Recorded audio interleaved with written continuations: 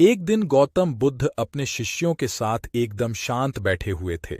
उन्हें इस प्रकार बैठे हुए देख शिष्य चिंतित हुए कि कहीं वह अस्वस्थ तो नहीं है।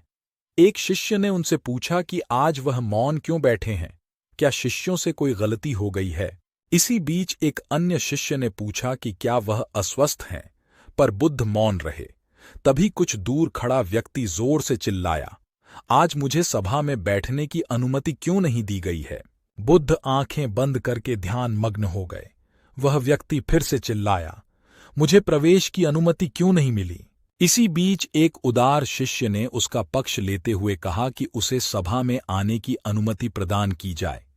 बुद्ध ने आंखें खोलीं और बोले, नहीं, वह अछूत है, उसे आज्ञा नहीं दी जा सकती। यह सुनकर शिष्यों को बड़ा आश्चर्य हुआ। बुद्ध उनके मन का भाव समझ गए और बोले, हाँ, वह अछूत है। इस पर कई शिष्य बोले, हमारे आश्रम में जात पात का कोई भेद ही नहीं, फिर वह अछूत कैसे हो गया। तब बुद्ध ने समझाया, आज वह क्रोधित होकर आया है। क्रोध से जीवन की एकाग्रता भंग होती है। क्रोधी व्यक्ति प्राय मानसिक हिंसा कर बैठता है, इसलिए जब तक वह क्रोध में रहता है तब तक अछूत होता है।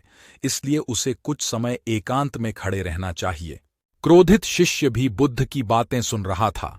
पश्चाताप की अग्नि में तप कर वह समझ चुका था कि अहिंसा ही मनुष्य का महान कर्तव्य व परम धर्म है। वह बुद्ध के चरणों में गिर पड़ा और कभी क्रोध न करने का प्रण लिया। शिक्षा आशय यह है कि क्रोध के कारण व्यक्ति अनर्थ कर बैठता है और पश्चाताप उसे बाद में होता है, जिसका कोई लाभ नहीं मिलता। इसलिए हमें क्रोध नहीं करना चाहिए। असल मायने में क्रोधित व्यक्ति अछूत हो जाता है और उसे अकेला छोड़ देना चाहिए। क्रोध करने से तन, मन और धन तीनों की हानि होती है। क्रोध से ज्यादा हानिकारक कोई और वस्तु नहीं है। अच्छी बातें सुनन से नहीं बदलता है। जीवन लक्ष्य तक पहुंचने के लिए चलना जरूरी है।